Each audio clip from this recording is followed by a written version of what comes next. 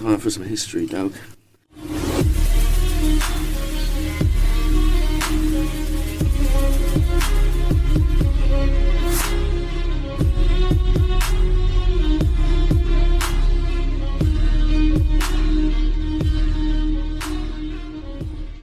Welcome back to Browsing History. We back again. It's that time. Fresh from the comedy club. Oi. If that's what you want to call it. Yeah. It was good fun. We had a laugh. Yeah, it smelled a bit like fucking dead mice, but who cares? I thought it was doormat mice, wasn't it? Did you notice that? Did you notice that shit was extra tall, though? Yeah. I went to sit down on it, and I sat down for I thought it would be. It's a big old, tall old shitter.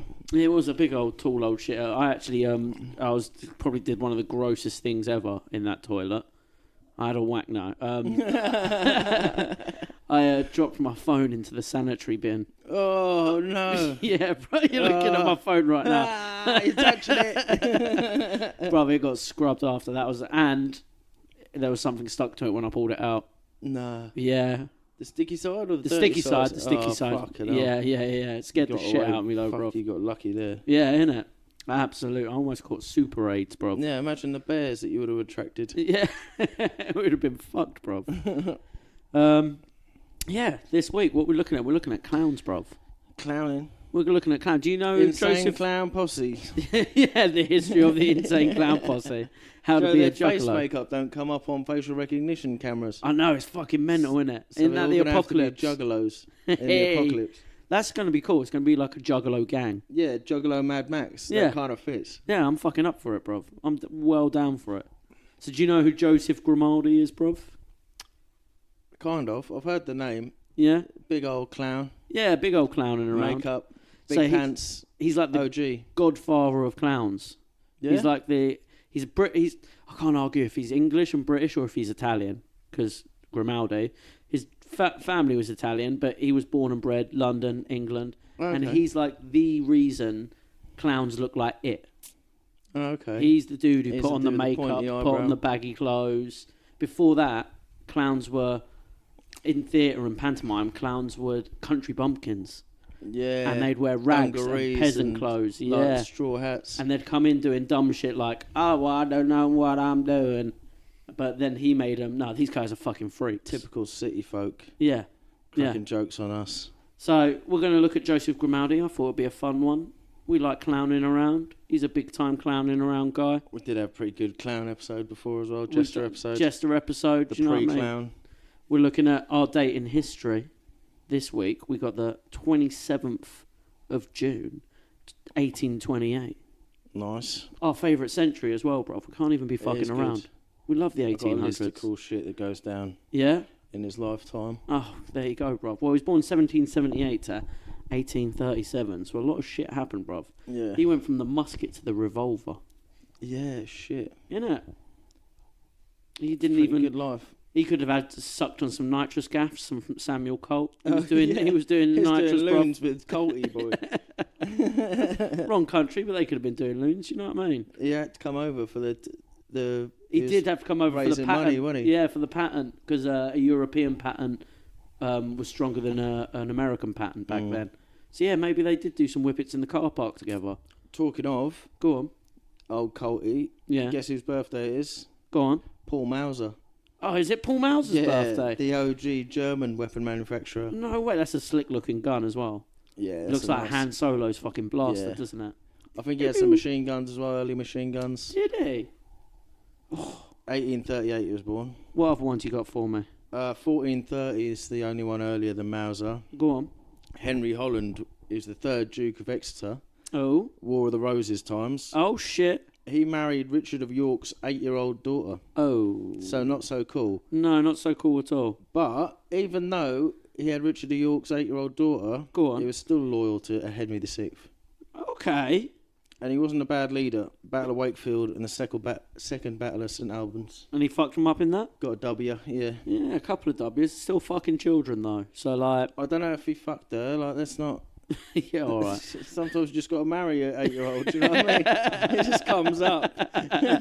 Just sometimes it's there. Fair enough. What else you got? 1880. Yeah. Helen Keller. Yeah? It's also Helen Keller Day. Is it actually Helen Keller Day? Yeah. She did some shit. You know, you can watch a speech of hers. Yeah, I don't believe her one bit. You don't. I've got some other mental shit about her. Oh, bruv, I've got some crazy stuff. Do you know she was into eugenics? Yeah. Like big time. She was also because she wanted to die. Yeah. So, bruv, she didn't believe that she said you should kill disabled children and shit. Oh. Yeah. Isn't it dark when Just she's you, the one not coming everyone. out?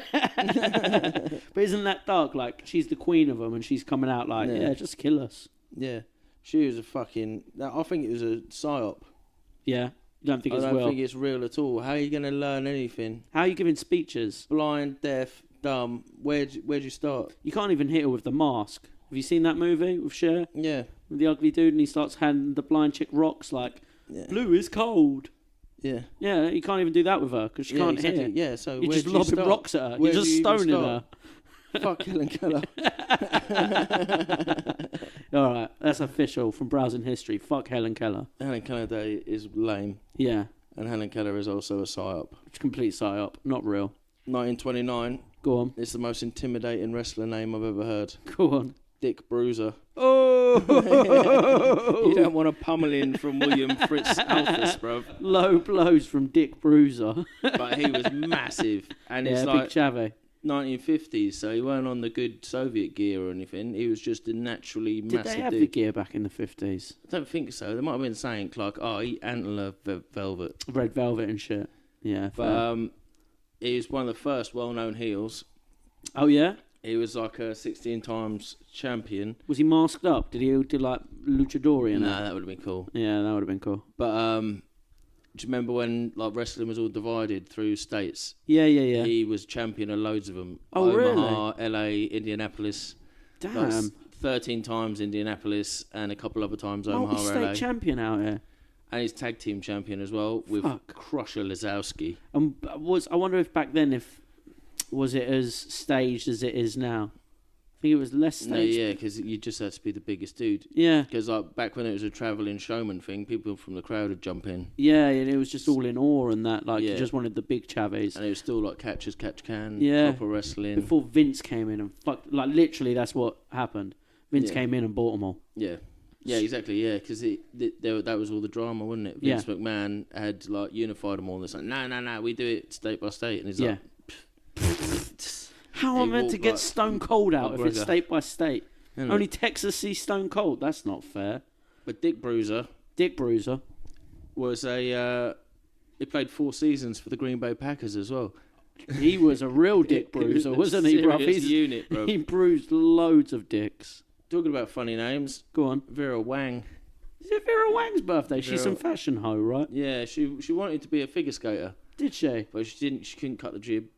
So she designed clothes. Yeah. She did stuff for other people and then made her own wedding range. She's not the punk chick, is she? That's another one. No, she's a loser. All right.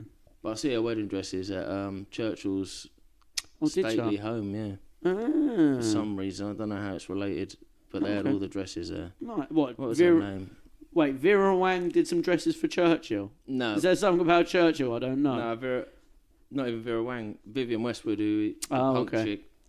She had a load of dresses in Churchill's house for some reason. Did she? I don't think he'd be a fan. I don't think he'd be a fan at all, bruv. I think if he saw the Sex Pistols and their version of God Save the Queen, bruv, he'd be rolling over in his grave, wouldn't he? Rolling over in his onesie, bruv. He was a big onesie man. He definitely didn't like punk rock, wasn't he? A Tory. Oh yeah, big time. Yeah, like he was like an actual like landed gentry Tory. Yeah. Do you know one of the things he once said to, well, I don't know how exactly he said it, but when the Irish were kicking off, he turned around and was like, "Did you see what Germany did to the Jews?" Yeah. So why don't we just do a little bit of... Someone anyway, once told me that. Cigars. I'm not sure how true that is. Someone once told me it, and from there on I went, yeah, I'm sure he did. Like, they're pesky. Have you seen them? Troublesome. Troublesome. They like to drink. So, leaping into the future, Ooh. 1966, J.J. Abrams. No way. Yeah, the Armageddon, Cloverfield, Star Trek, Star Wars. Yeah, boy, that Star Trek he did was sick. Yeah, it was pretty good. That first one. Yeah. Like, before that, I never liked Star Trek. You were a bit of a Trekkie. Oh, I love Star Trek. I was never a Trekkie, but then that film, I was like, Captain Kirk's a boy now. Yeah. Captain So Kirk's... is what it was all about. It was good. He was a bumpkin. He did a terrible Star Wars, though. Yeah, he done 2 or 3 terrible Star Wars. Really bad Star Wars. Get that mic up, brother. Star Wars. Yeah, there you go. But he's the 8th highest grossing director of all time. He's 8th. 8th. Yeah, makes sense. Think of all the dudes. Yeah, Spielberg, we missing out. Chris Nolan, that's far better. I mean, he ain't bad. Talking about the greats. Go on. Tobey Maguire. Oh, The greatest Spider-Man's Spider-Man of all birthday. time. Look, I would argue, I wouldn't say he's the greatest Spider-Man. Here's my Spider-Man way I look at it. Tobey Maguire, best Peter Parker. No, Tobey Andrew Maguire Garfield. as an emo Spider-Man is the greatest. Dancing and switching in the club. Yeah. But Andrew Garfield, the second one, he was the best Spider-Man. He was The pretty new good. Chavi, he's the best of both worlds. Yeah, he's jack of all trades, master of none. Yeah. That sounds bad, though, but I think I quite like him. He's pretty bad. I don't like him. I like him. You only don't like him because of that Romeo and Juliet shit. No, I don't like him because he's English. Oh, okay. Spider-Man and fucking little New Bronx York, kid, little yeah. nerd. Yeah, it's alright, fair play. 1984. Yeah. Khloe Kardashian. Oh, which one's O.J. that? Simpson's baby. Which? It's that one. Yeah. The big jawed one. Yeah. Yeah. You can't recognise her week to week anyway. No, she changes regular. Yeah. And then we got They all do, 1986. Go on. Drake Bell. No shit. Drake and Josh. Drake and Josh, Drake Bell. Prolific rapist and rape victim. Rapey. He does the rapes and he gets raped. It's a vampirism. It is We've said it vampirism. before. We've said this many times before. But yeah, it's pretty thin on the ground for birthdays. Yeah. I mean, Drake was a pretty good one. Hurt It's Your not a Cock bad or one. whatever his name was, Dick Bruiser. He was alright. Elbow drop bell end. A bruise you won't forget. What events you got happened on that same day? So this is quite a good one. Go on. A bunch of Cornish guys got together Yeah. and tried to have a rebellion over some tax. I Oh, think it was nice. basically like, you got to pay a tax to defend X, Y, and Z. And they're Yeah. like, that's their responsibility. They Okay. live up north. They can defend us from the Scottish. Nice. So they marched, and it was only about him and his mates. And then by the time, Him and 6 geezers. by Being the like, time they "Fuck got this." to Bodmin Moor, Yeah. another guy, Thomas Flamank. So this is Michael and Goff Yeah. and Thomas Flamank. Once they met up, they had about 15,000 dudes. God damn. Yeah. How'd they get so many dudes? Just fucking no one wants to pay tax. Yeah, fair. Fuck tax. Yeah, fair. But then they started to march on London. What year was this? 1497. Well, old bit. Well, even before 1776, these guys were on it. Yeah. Fuck tax. Fuck tax. All of the taxes that we pay now are meant to be temporary as well. Have you Remember seen that? what Golden Emperor Trump said? No tax. No tax. No Bruv. income tax. Bruh. No VAT. Bruh. That would be pretty sick though. It would. We needed Trump over here. Just a lunatic to fucking change all the laws and then we live it up for like 5-10 years. That's what the 90s and 80s were all about for us. Just living it up. Just Not for us. It was about growing up for us, bruv. Yeah, for us personally, but I mean Britain. There was just a whole list of Trumps. Yeah, to be fair, I remember my brother was once telling me, because he was in his 20s in the 90s, and he was like, bruv, I was a part-time bartender and had my own flat, had all this, had all that. I was like, are you fucking kidding me, on a part-time bar wage? And he was like, yep. Yeah. Fucking wild. Disgusting. Disgusting. Disgusting. Those fucker one is. What else I you reckon got it was Gordon Brown. You But reckon? Yeah, basically, so they're marching to London and then they come across one of these tax collectors. So it's all peaceful until then. They're like, we're going to show our strength. And then one of these tax collectors pop up and they kill him. And then Just slap him about. yeah, and then they met the King's men at the Battle of Deptford Bridge. Oh, nice. And they got routed, fled to Greenwich, and they were caught and put in the Tower. Oh. So the Michael and Thomas got executed on this date in Nice. 1497. Few battles on Deptford Bridge there's been. I think we've covered one before. Yeah, but they were hung, drawn, and quartered. Oh, god damn. But some people saying, they were fully hung and then beheaded afterwards, as if it makes it better. No, it doesn't make it better. But quartering someone's mad, and then they literally say that they send everyone's body to the four corners of the planet. Yeah. Oh, not the planet, the country. That's what I was thinking as well. Like, imagine living in one of the corners of the planet. Like, well, we only ever get, like, shoulders. Yeah. Like, when are we going to get ahead? We only ever get bum cheek, bro. Yeah. You're proper wrong. Yeah, didn't even get testicle on this one. Who's got testicle? Oh, yeah, Southeast. Standard. Favouritism. Always the gooch is split. Always. Just want a whole gooch one day. Imagine trying to... You live somewhere. If you lived in the town where the quartered people got sent to, I'd try and build a Frankenstein man. And just hope that every new criminal... This guy's a dickhead. It's the ultimate treachery. Any other events for 27th of June, Geezer? Another brutal one. Go on. The Stratford Martyrs. So 1556, early days of Protestantism. Smashed tomatoes? They got smashed tomatoes big time. They got burned at the stake. Oh. They got them fucking flame grilled tomatoes. They got turned into sauce. But yeah, for being Protestants, which it's understandable. Yeah, I mean, have you read Martin Luther's shit? Here's a really nice one. 1844, Joseph Smith and his brother get killed. Oh, shit. They got arrested, so they're in Illinois jail, and they're about to drop the charges because it's all corrupt. We go over this in Joseph Smith's the mayor. Yeah. And 150 dudes in blackface just turn up and shoot into the jail. That's it. We went over that in the thingy episode. Yeah, we had a Joseph Smith episode. It wasn't Joseph Smith. We did an episode on his bodyguard. Oh, yeah. The fucking right hand of God or whatever his name was. Fucking lunatic, heretic. They're all lunatics. Mormons are fucking crazy, bruv. But I will always give them their due for what they did in the musical, The Book of Mormon. That's not bad, yeah. No, it's not that they did it. It's that Trey Parker and Matt Stone wrote it to mock them. And then they were like, yeah, all right. And then put a 2-page advert. If you like it. 2-page advert in the brochure. Like, come check us out. You're pretty much right. You want to be a space alien? Get your own planet. What else you got? I included this one because I really like the name of the country. I think how fucking convenient. Uncle fucking Napier's here. Oh yeah, we got a buddy sitting in. We got Uncle Napier in today. You hear him giggle, you hear him shout. France grants independence to Djibouti.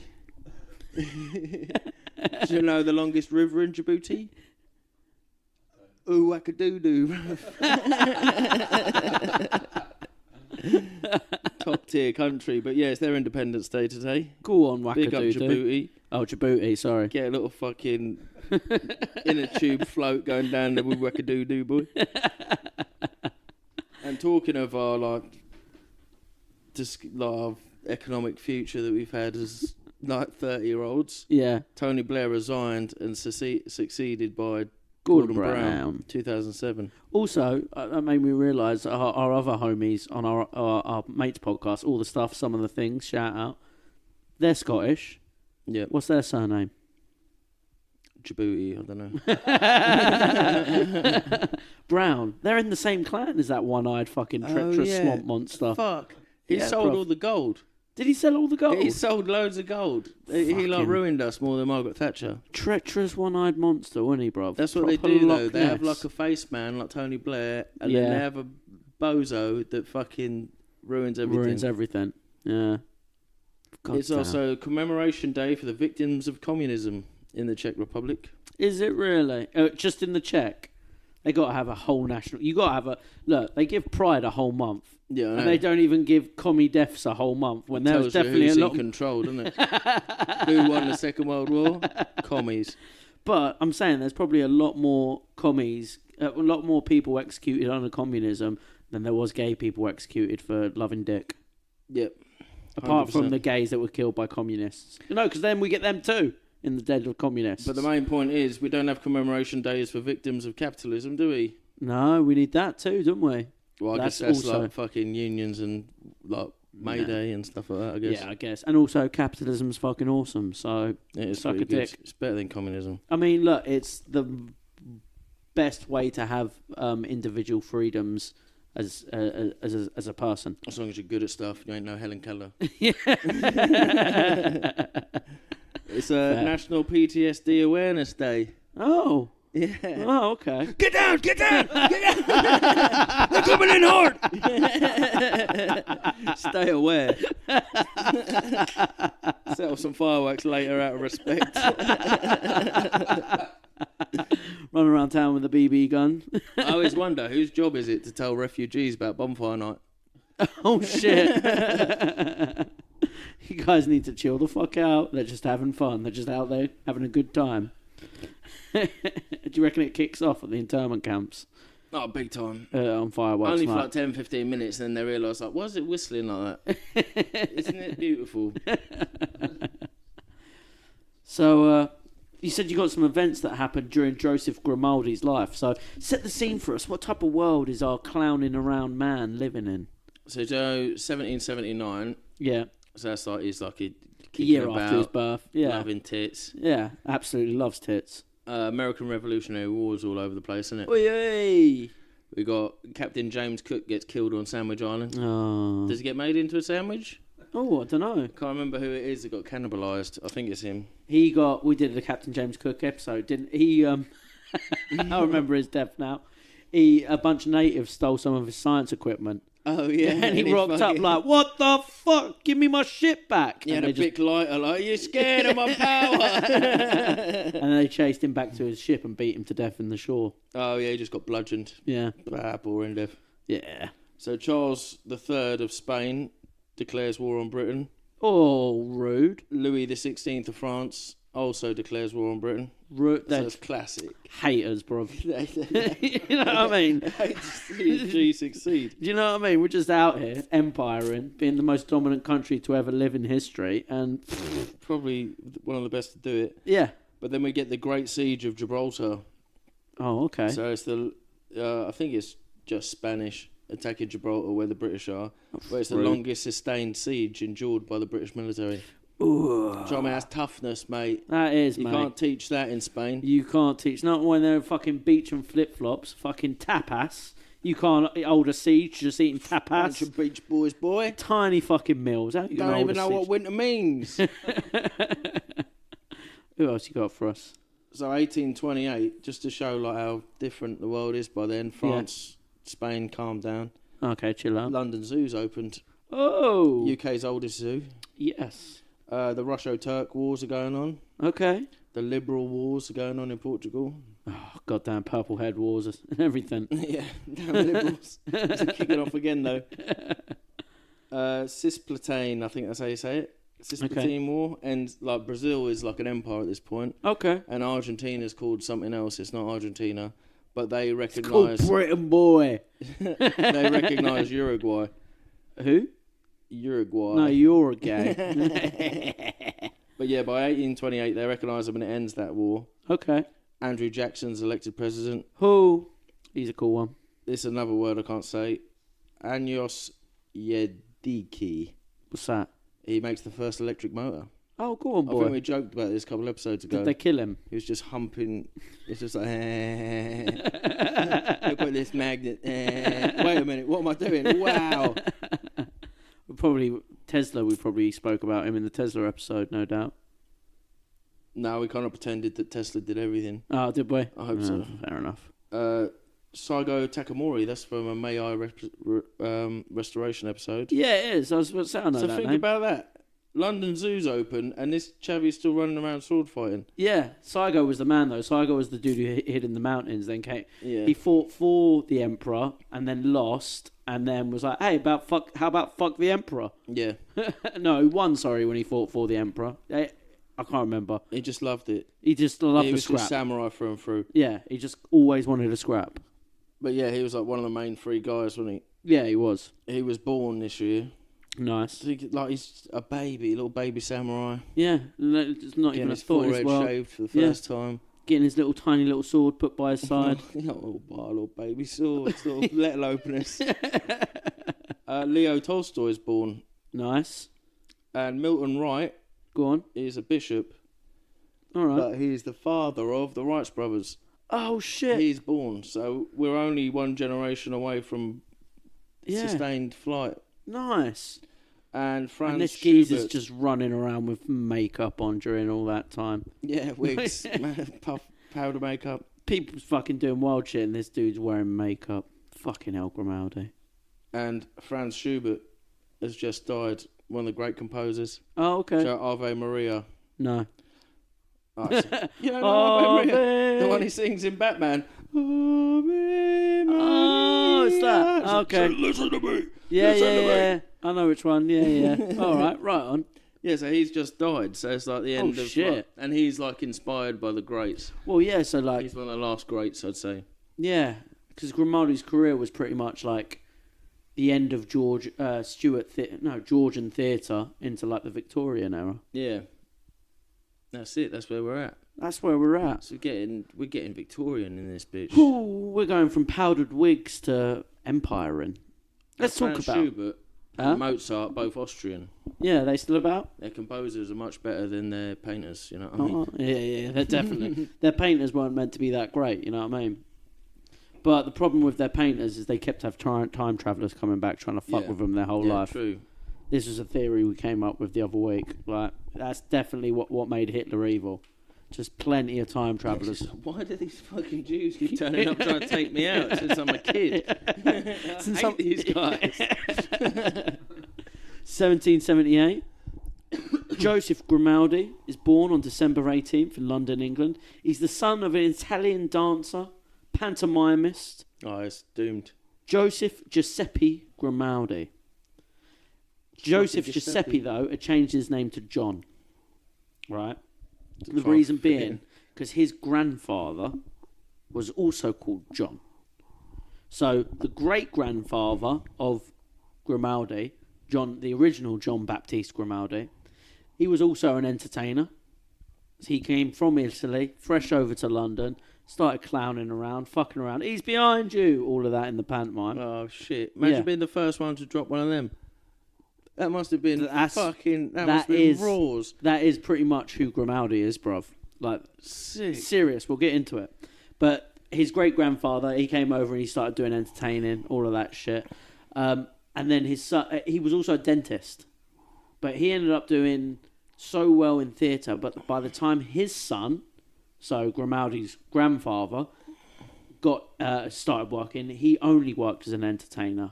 But here's the thing. You always wanted to be a dentist. No. His grandfather was a bit of a shady geezer. He had to flee London because he fleeced a theatre owner over a fuckload of money. Nice. Usually it's the other way around. Yeah, innit? Started touring around France and Italy, and at some point ended up locked up in the Bastille. Oh, shit. Yeah. That's a big deal. Yeah, so his grandfather was a bit of a naughty chavvy. And then, obviously, his dad...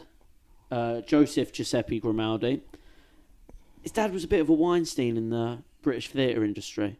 Everyone was. Plenty of hoes. He had 10 kids by 3 different women. Baller.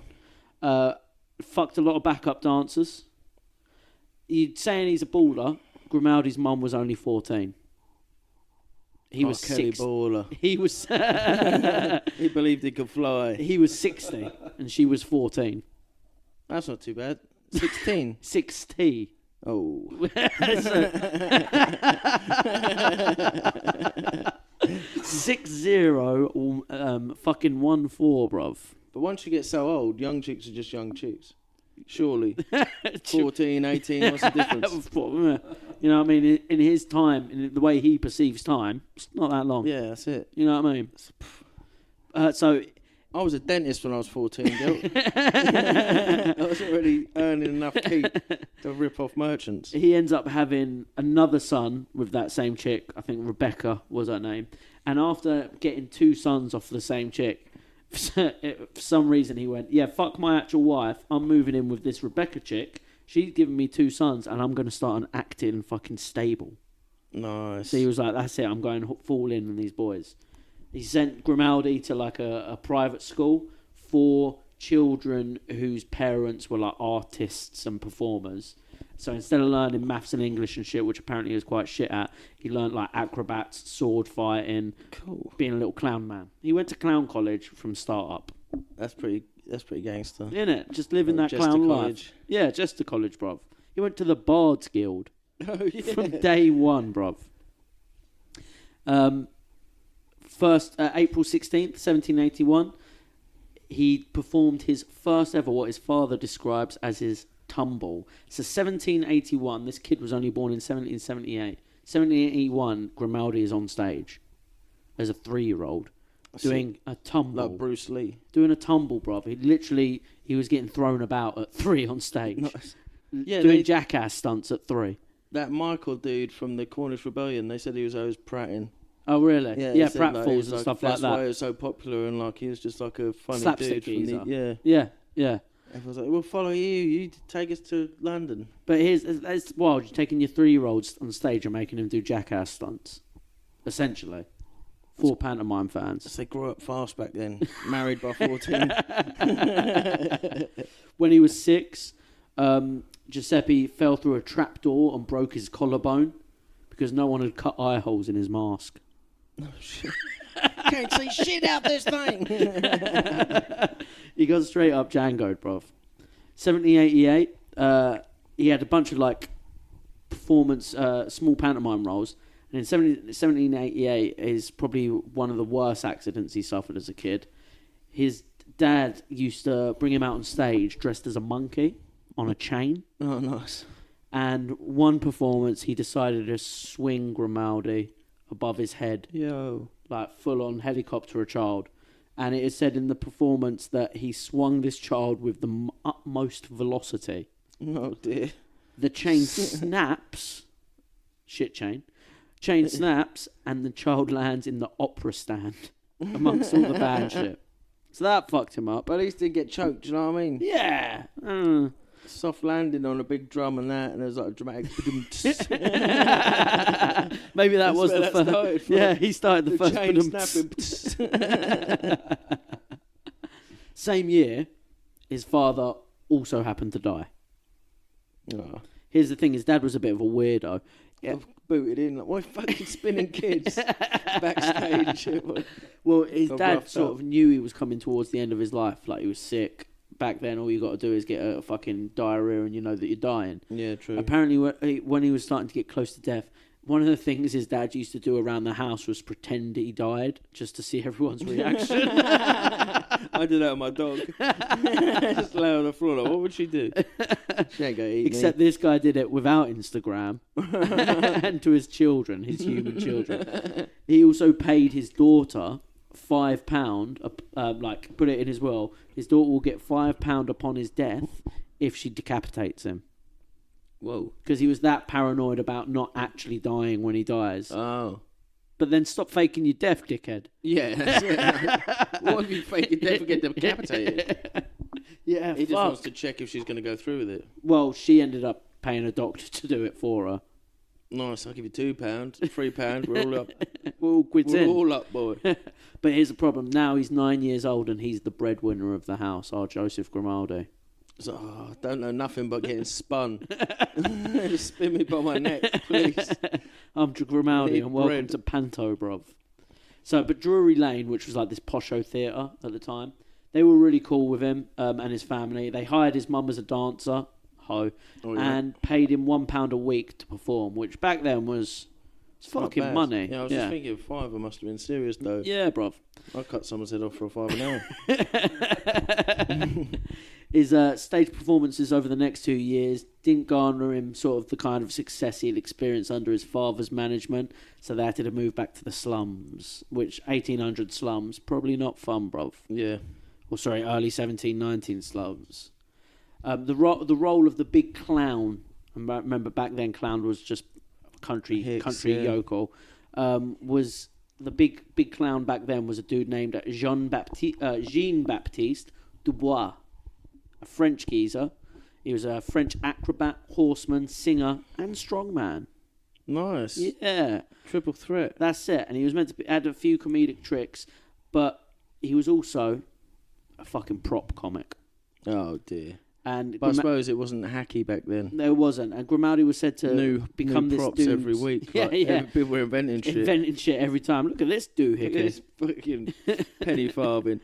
But Grimaldi was said to become this dude's apprentice. But later in his life, Grimaldi would say, I didn't learn shit from that guy. Yeah. Not nothing, bruv.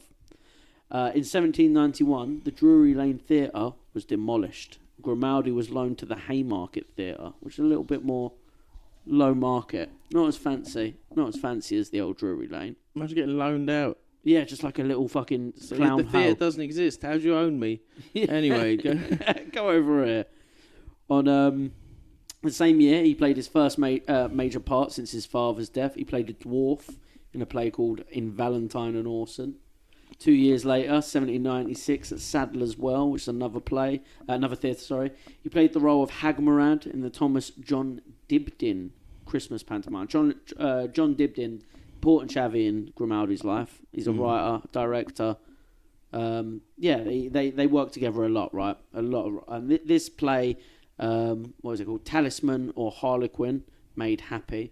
This pantomime was a great success, and this started to really build up Grimaldi. Harlequins are kind of like OG clowns as well, aren't they? So back then the Harlequin was the straight person to the clown's ridiculousness. Then was how it worked. Mimey guys. Yeah, that's it. And Grimaldi met his future wife, Maria Hughes, in 1796, the eldest daughter of the Sadler's Well Theatre. Come on, he's fucking the boss's daughter. Nice. Absolute Donny. Winning. Innit? Romance blossomed. They eventually do marry in 1799. When she was 13. No doubt. They've both turned 13. I'm like, yeah. This is my life now. By that point, the Drury Lane Theatre had opened, but it said that it wasn't going to be doing Christmas pantomimes anymore. So Grimaldi was a bit bummed out. Pantomimes was his thing. Yeah. Also, what was weird about pantomimes back then, they didn't have scripts. They weren't allowed to have dialogue. So if you wanted to get... Only a handful of plays were allowed to have dialogue back then. Okay. Shakespeare being one of them. If you wanted to have full-on conversations in your plays, you used to have to send it off to the king and they'd make sure it was all right and then be like, yeah, go on, that's all right. I don't know if it is that cool. It's not bad. But you were allowed catchphrases. Oh, nice. Because that's not a conversation, but you're allowed catchphrases. So it was like really weird loopholes and shit. Yeah, it was a fucking odd time, man. So, Grimaldi's looking for new work. By the following year, with the help of his father-in-law, he joined the company at Sadler Wells, where he played roles in a few of Charles Dibdin's plays, his homie Charles Dibdin. And Grimaldi started making it big here, bruv. What's his name? This geezer's name? For Dibdin's plays, he actually hired Du Bois and Grimaldi. So the fucking French geezer. Oh, yeah. He hired them together. And at one of these plays, Dibdin introduced a new costume design for the clown. Oh, he's got silky big pants, and they're like, "No, you're wild. This will never take off." That's it. He started doing garishly colourful patterned with large diamonds and circles, and fringed with tassels and ruffs. Oh, he's Liberace, the clown man. That's it. Dibdin's bringing it in. In 1800, at the age of 22, Grimaldi's breakout role came when he played Little Clown in the pantomime Harlequin Amulet at Drury Lane Theatre. And this performance is the really thing which he started kicking off here, getting huge, bruv. Do you know what? By the way, do you know we mentioned slapsticks earlier? Yeah. Do you know what a slapstick was? A literal thing. Well, like a shin eye. It was like a shin eye, like sticks, right? But they put explosives in between the two bits of wood. Cool. So you'd hit it and it'd be like crack. Nice. Yeah, it's fucking wild, isn't it? So he used to be getting slapped a lot. Hi, I'm Grimaldi and welcome to Jackass. Slap with the slapstick, bruv. Entertainment hasn't changed one bit, has it? It hasn't, bruv. It hasn't changed at all. I know what to do to be an entertainer in the apocalypse. Yeah. Just ride trolleys into fallout shelters, bro. 1800s as well. He played... I'll just put this in the note because I've also played this in a play. He played the second gravedigger in Hamlet. Oi, oi. Yeah, you know what I mean. Me and Grimaldi were there. Love a bit of Hamlet. Here's the problem in the 1800s. Grimaldi's wife Maria and their unborn child died during childbirth on the 18th of October. Dude got depression as fuck. And he went to a therapist. He's like, why don't you go see the great Grimaldi? Bruv, that joke actually comes from Grimaldi. No. From this incident. Oh, sick. Yeah, that's literally where this joke comes from is Grimaldi. Oh, cool. Yeah. So he suffers a mad depression. He goes to a doctor. That's the exact joke. And he says, oh, why don't you go see the great Grimaldi? And Grimaldi says, the problem is, I am the great Grimaldi. Holy fuck. And it's all because of his wife died at childbirth. Mate, It's fucked up, isn't it? Yeah. But that joke is literally the story of Grimaldi. That's awesome. We know that joke more popular nowadays because of the comic book movie The Watchmen. Oh, Rorschach tells that's but he doesn't use Grimaldi's name. He uses a different name for some reason. It's like the Great Gambino or something like that. But the original joke is about Grimaldi. Oh, holy shit. Yeah, man, it's fucked up. Maybe it's too close to home. Don't name him, man. That's a bit harsh. So to cope with his grief, Grimaldi would often perform 2 shows a night. So he'd be slapsticking, getting knocked about on stage, and then have to sprint to the other end of London and get knocked about on stage over there. No time to think. Then get drunk as shit. Here's the thing. One of his hobbies, he did start hobbies at the time to pass the time. He started butterfly collecting. That's not bad. Hobby. It's a good one. You're going to I forget Airfix, but that's like old school Airfix, isn't it? Glue the wing on. gluing him onto the picture frame. And so you're going to like what happens, sort of not. He accumulated as many as 4,000 specimens in his cabinet. But the thing is, in the early 1800s, thieves broke into his home while he was away rehearsing and destroyed most of his cabinets, leading him to give up butterfly collecting. Oh, he just gave up. Yeah, but guess what he got into after that? FX. Pigeon rearing. Yeah, boy, he's a pigeon man. Grimaldi is a pigeon man. I thought you'd like this, Chavi. 1801, Grimaldi took on the role of clown in the pantomime Harlequin and Mother Goose at Drury Imagine that Lane. sad clown holding like a dove and he lets it go. Yeah. Oh, that's dramatic. That's the great Grimaldi. How cool is that also the archetype of a sad clown, it's real again. Grimaldi was actually always on stage, but he's actually a depressed. Yeah. Yeah, it's fucking great. That's awesome. I love this dude. He's so good, man. So, after that play, he started becoming like even fucking bigger. And this is because what he started doing is he changed, even though the clown's costume had changed from this other chavvy, he started changing the way the clown behaves. So the clown went from in that bright costume but being a country bumpkin. After this play, Grimaldi was like, nah, the clown is a force of anarchic chaos, bruv. Yeah, He's just a mentalist.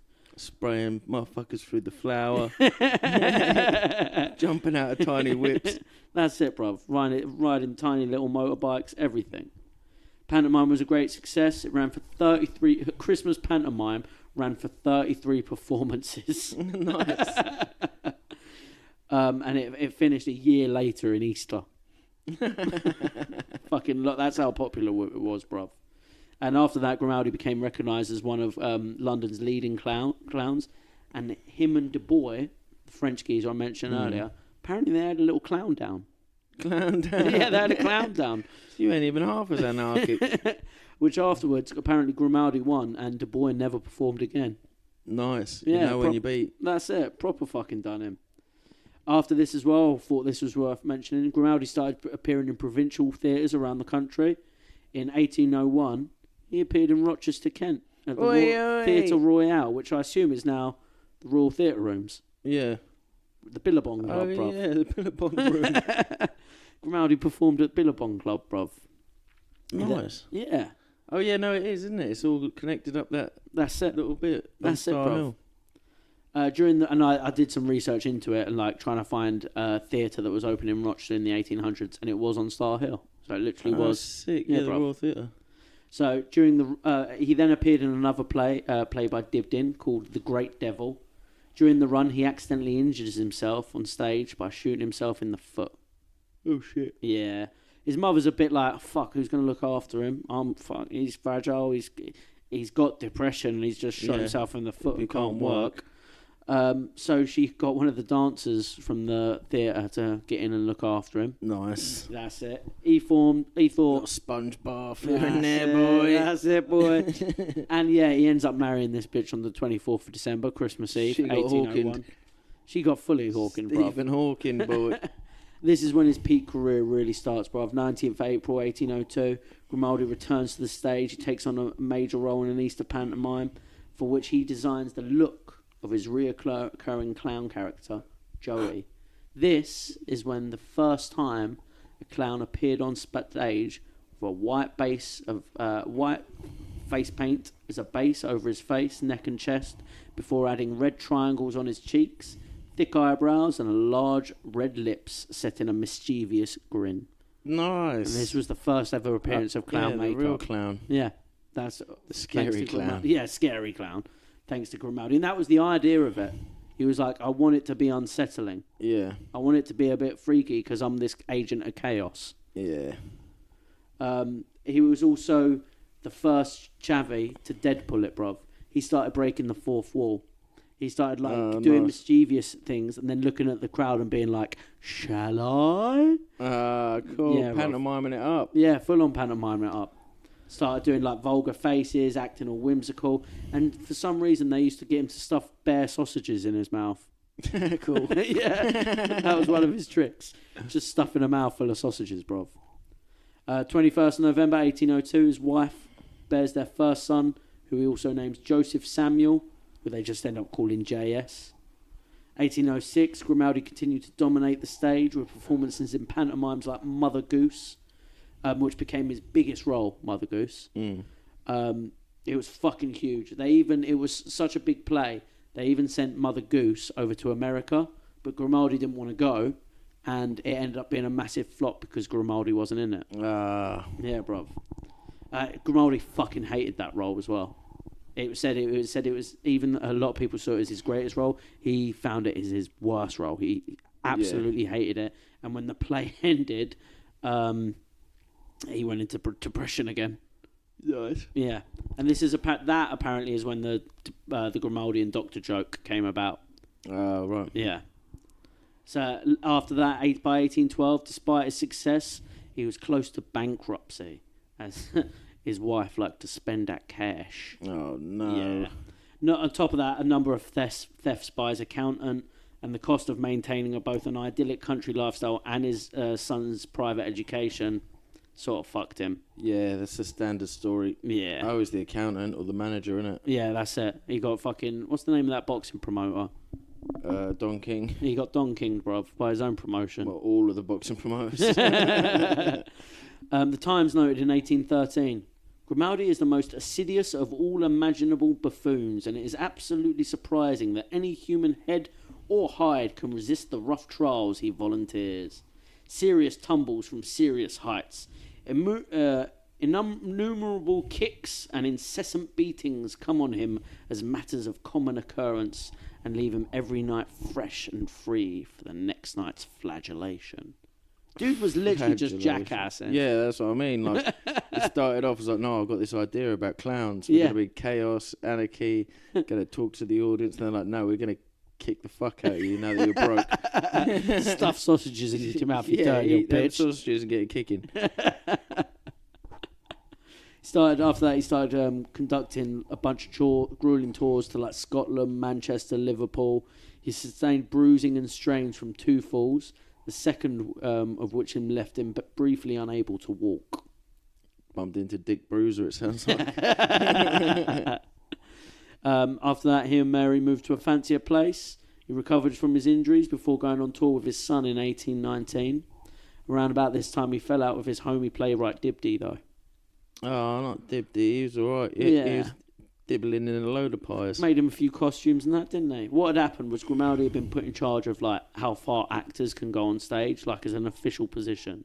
Okay. He was the dude in charge of that. And send letters to the king. Well, Grimaldi just started wilding out. He'd be like, "Yeah, do what the fuck you. I don't care. Oh, nice. Dude, I want to set this toddler on fire. Oh, well, I did it, so fucking you do it too, bruv. I'll tell you what, set him on fire and swing me on a chain above your head. I don't give a fuck. Especially there's drums everywhere. And this pissed off Dibdee. He was like, yo, bruv, you're going to get one of these theatres sued. Yeah. So that was there for the night. After that, his son J.S. Grimaldi began performing alongside him. Unfortunately, J.S. had a bit of a drinking problem, bruv. Mental health issues as well. They started straining relationship with his father. And in May 1821, Grimaldi collapsed after a performance of Undine or the Spirit of the Waters. Doctors diagnosed him as suffering from premature old age. Just got old. Just got knocked about too much, bruv. That's it. Like, my knees hurt. Like, what? He collapsed, bruv. He got that so just old and frail, he collapsed. Oh, shit, son. Yeah. JS started filling him and wearing his makeup and pretending to be him on stage for him. That's the beauty of the makeup. Isn't it? Absolute beauty of it, bruv. But he lost that job when he got heckled one time on stage, and he threatened Shot that a he was guy going in his foot. He was threatened the guy who was going to fucking kill him. I like this guy. He's like Krusty. What, his son? Yeah, that's JS. JS's son who got in trouble for that. After that, Grimaldi healed up a bit, starts travelling to Cheltenham in poor health still. But he's got plays booked, so he's got to fucking do them. But the rehearsals end up being cut short due to Grimaldi's rapidly deteriorating health.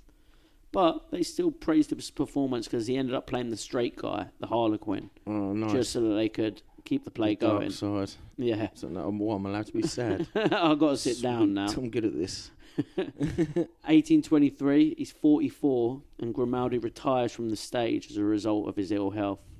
Years of extreme physical exertion, his clowning had taken a toll on his joints, and he suffered from a respiratory condition that often left him breathless. Oh, no. He's old as fuck by 44, bruv. Old as fuck. But even though he's officially retired, he's still like receiving half of his former salary from Drury Lane. No. They're always hooking him up. For about a year. And soon after the fee stopped, Grimaldi fell into poverty after a number of ill-conceived business ventures and because he had entrusted management of his provincial earnings to people who cheated him. He got donkinged again, He got donkinged twice. Double donkinged. Not quite good for him, bruv. And he had a dancer for a wife. And he had a dancer for his wife, and his son was an alcoholic who abuses hecklers. Oh, yeah. This guy's living it, really. Yeah, it's pretty interesting, but it sucks to be him. He started appearing at Sadler Wells Theatre to make a little bit of money. He became a teacher there, which is quite cool. Oh, I saw that. And then he started getting cameos in plays, which was cool. And it's the character he used to play at this point was a character apparently conceived by Charles Dickens, but I think it's bullshit. I think it's Grimaldi thought of it, because, by the way, Charles Dickens and Lord Byron were massive Grimaldi fans. Yeah? Yeah, they both met him a couple of times and sung his praises. I think Lord Byron said, look, the reason for your depression is because you're an artist like us, bruv. So, which I thought was quite cool. But yeah, he started appearing as this character in these new plays as an old rage, the sad clown.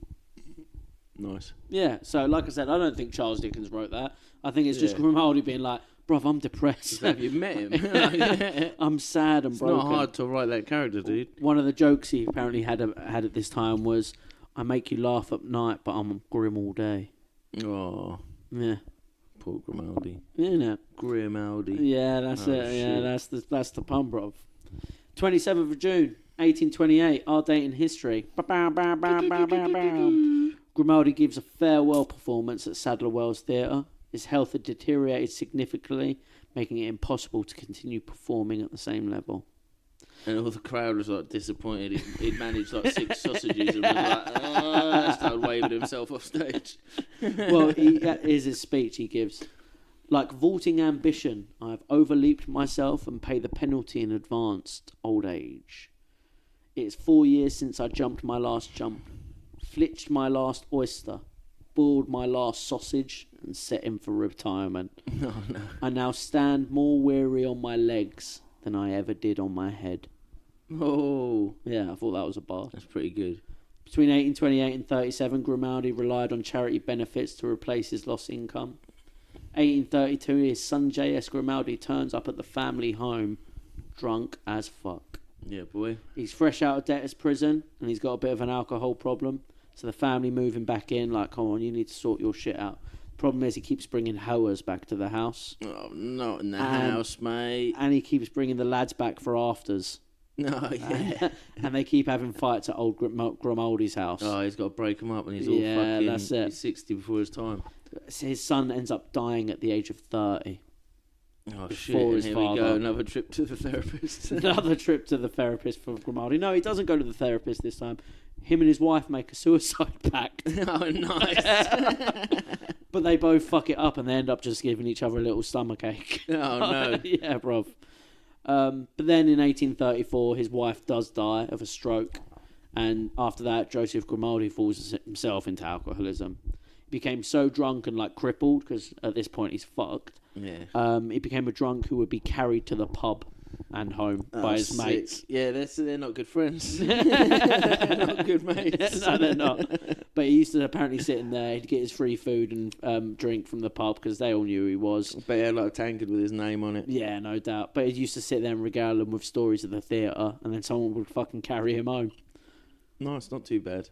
Not too bad. And, sad life to end, though. In 1837, Joseph Grimaldi died on May 31st in Islington, London, at the age of 58. He was buried in the graveyard of St James Chapel, Pentonville, which nowadays is known as Grimaldi Park. Oh, cool. They've built a whole park around it. There's been an art piece put in there in 2010 where it plays a song called Hot Coblins, which was one of his songs, and you jump on his grave. It's not actually his grave, it's this art piece. You jump on his grave to make the song that he used to play. Oh, sick. It's like hopscotch on his grave. That's cool. Yeah, I thought that was pretty cool. That's nice. He's remembered as the father of modern clowning. In 1838, a year after his death, Charles Dickens edited and published the Memoirs of Joseph Grimaldi. So Dickens did. Cool. Apparently, his ghost now haunts the Theatre Royale as well on Drury Lane. You can see that happening. And here's my favourite thing of the sort of modern thing that happened with it. In 2017, there was a movie released, only a half-hour, 20-minute movie called Grimaldi, the Funniest Man in the World. It was the last ever performance of Barry Chuckle of the Chuckle Brothers. Oh shit! Because Barry Chuckle, rest in peace, Barry Chuckle. Innit? Because Barry Chuckle was all a little bit cripped up, can barely walk. Yeah. So he played old Grimaldi sitting in bed. Oh, regaling. Cool. Yeah. It's the last ever performance he did. And he's playing Grimaldi. Yeah, it's on YouTube. It's like 23 minutes long. It's called Grimaldi, the Funniest Man in the World. Nice. Yeah, bruv. I've got a couple short films to watch, actually. Yeah, there you go. Stick that one on while you're in the fucking Forky, boy.